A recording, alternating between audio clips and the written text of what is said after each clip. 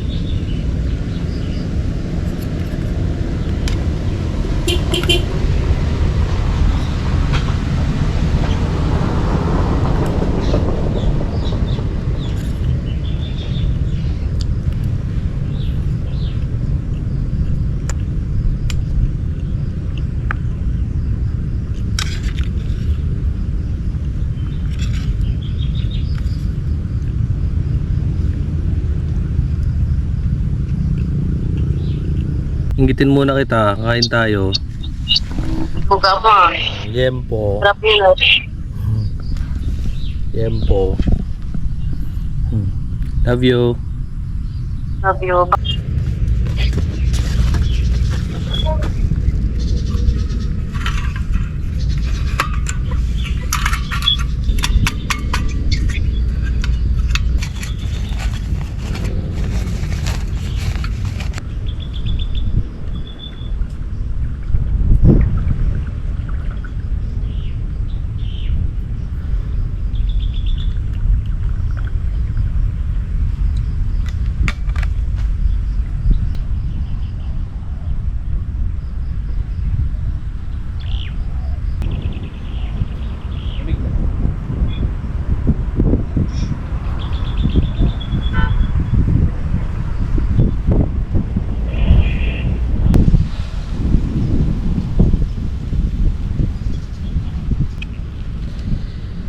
Hello doers and welcome sa isa na namang car dwelling episode.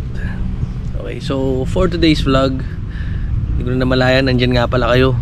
Baka kasi natakam din kayo dun sa kinakain kong liempo. At ako rin, na-excite. Nag-prepare na ako kaagad. Tinransform ko na kaagad yung camper car natin. And at the same time, nag-prepare na ako ng pagkain kasi galing pa ako ng night shift kagabi. So 12-hour shift pa yon, kaya medyo fina-fast track ko din yung mga gawain ko para mamaya ito habang kausap ko kayo is nagpapababa na ako ng kinain kasi may shift pa tayo mamayang gabi and kailangan ko rin mamahinga.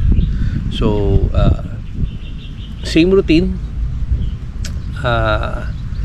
After shift gotta prepare breakfast kasi masyado nang hahaba yung fasting hours natin, so kailangan ko rin kumain, pero syempre kailangan ko rin maglaan pa ng konting time bago ka agad matulog kasi I think it compromises yung health natin, kaya ganun. And syempre as days go by, habang dito tayo nakatira sa kotse natin is I wanna share din ng survival tips kung paano ko ba nagagawa to in spite na ganito yung weather dito. And hindi kasi simple talaga, although weekly umuwi tayo, pero hindi talaga sobrang full time na nasa kotse tayo, but parang ganoon na din. And for me to save actually sa pera at gas consumption, I think mas matipid lang ng konti kapag nagbabalikan tayo ng Bulacan to Cavite. Pero when it comes to Bulacan to Laguna is talagang malaking tipid talaga kasi meron naman kaming shuttle service na I think napakita ko na sa mga previous vlogs natin. Okay. Ang car dwelling din kasi is may halong ano rin survival. Okay, so kung paano mo talaga unang-una, you will learn here yung minimalism. Kumbaga, ang dapat napakaliit ng Mirage G4.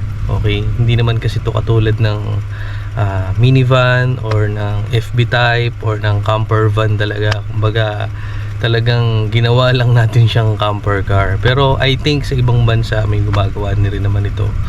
Okay na talagang dito sa sedan talaga nakatira. And yun, minimalism talaga. Kumbaga dadalhin mo lang talaga kung ano yung kailangan mo, yung mga kailangan mo talaga. And yung mga unusual stuff na hindi mo naman talaga kailangan is talagang hindi mo talaga siya dadalhin. Okay, and ang mga importante talaga dito is syempre yung damit, pagkain, shelter, kasama na to syempre yung sasakyan yung pinaka-shelter natin. Pero yung iba kasi kapag may siguro mali naman natin, baka naman magkaroon tayo ng side owning or roof tent. I think parang medyo 50-50 ako dyan kasi syempre mag-a-add yun ng weight pero may tent din naman tayo, kaya lang since konti lang naman yung oras na nandito tayo, karamihan is nasa trabaho tayo due to shuttling concern, shuttling time and yung work time. hindi na ako nagdadala ng tent. And isa pa is yung cookware, yan. Although hindi tayo madalas nakakapagluto kasi nga limited yung oras talaga natin, mas nagfo-focus ako more on sa pahinga. So si Mama Bear naman, madalas naman niya tayo pinagluluto ng walang kamatayang adobo.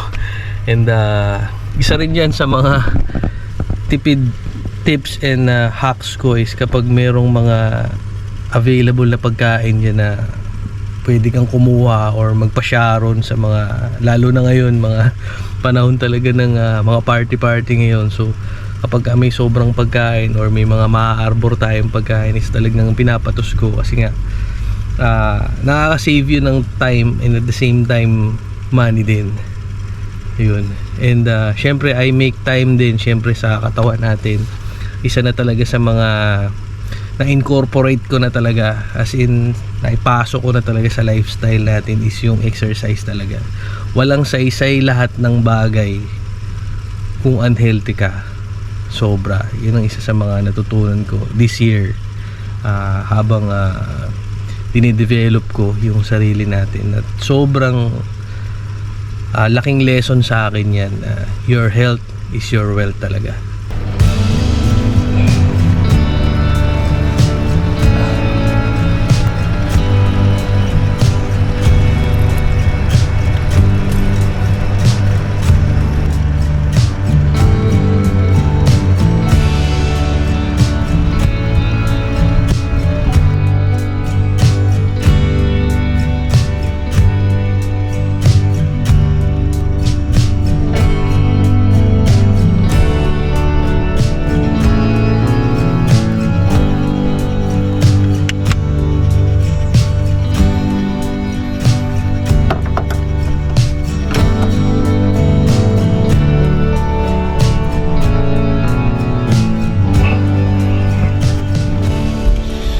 Good evening, ka-doers.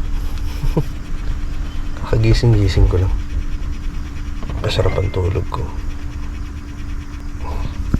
Medyo late pa naman ang shuttle ko. So, kahit malate ako ng bangon ngayon, okay lang. Night shift pa naman. So, pag ganitong times, pwede na rin akong bumangon at kumayak. Pwede na akong pumunta ng gym para mag-exercise ng konti. Tapos gayak, sabay ligo, sabay pasok na sa trabaho. Kaya almost ganito yung routine natin. And kapag may budget or may sobrang pagkain na naka-ready, is iinit ko na lang sa microwave, din kakain ako. Or pagka rice cooker din, luluto tayo tapos yung dinner natin bago mag-duty ng overnight. So yun, rin talaga, survival din talaga yung pagtira dito sa sasakyan almost everyday. And yun, yung mga tips and mga techniques o survival na may tuturo ko sa inyo if sakali na dumating kayo sa pagkakataon or ganitong sitwasyon na kailangan or mapilitan kayo na tumira din sa sasakyan katulad ng naranasan ko. I find it enjoying at the same time. Mahirap din kasi syempre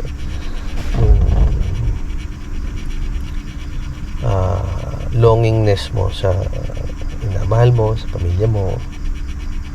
Tsaka ito, yung loneliness din. Pero ang nakaka-addict dito is yung peaceful. Peaceful kasi siya. Ayun, ganito.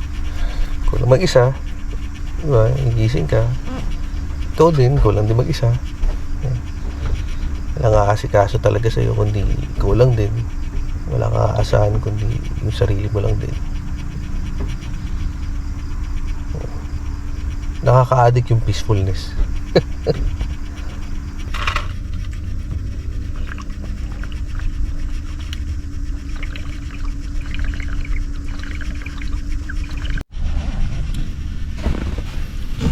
Grabe, naririnig ko na yung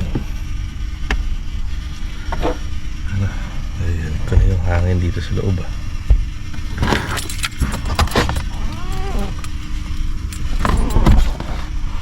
Wala na akong makita dito sa labas.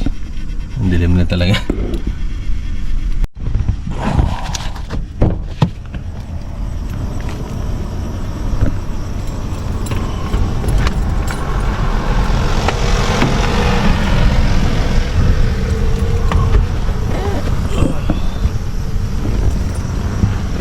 Ganito nakadilim pala dito pag ganitong oras.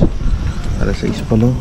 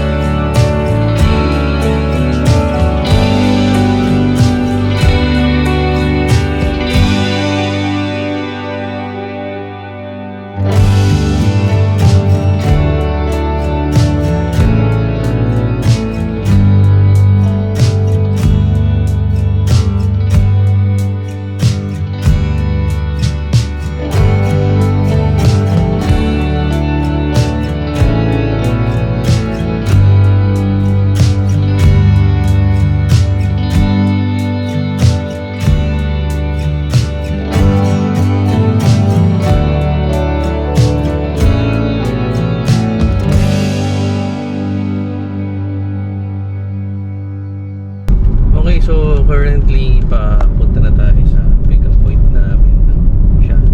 We're around Kilos. Getting ready for the work shift ko na after ng konting rest natin kanina sa ating pinag-stayan kanina nung tulog tayo sa sasakyan. Lapit lang din naman dun dito.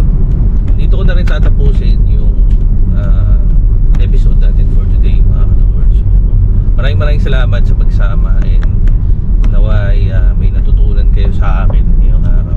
If ever lang na baka naman baka lang naman na gusto nyo subukan or kahit naman hindi ganito yung sitwasyon nyo, kung gusto nyo mag-car camp, kasama nyo yung pamilya nyo sa ibang lugar. Nagkataon lang kasi talaga na yung sitwasyon natin is talagang kailangan kong mag-cardwell talaga sa marami talagang dahilan at humihingi na rin talaga ng pagkakataon. So, yun. Maraming salamat sa pagsama ngayong araw, mga ka-Doers. And don't forget, huwag kayong mawawala ng hope, humility, and happiness. Peace out. Wondering how to make a play all night, looking your way from out of sight, thinking I should ask if you're doing alright. You weren't easy, so hard to ignore. Pull up on your right, ask what you're drinking, ask what you like. Said you look good in the dim bar light, so damn cheesy. Who'd have thought you'd fall for somebody like me? When you asked my name, I panicked, so out of my league. And your body was so magnetic. Before I knew it, we talked and I think about you a cocktail. You told me that you've been waiting for somebody like me.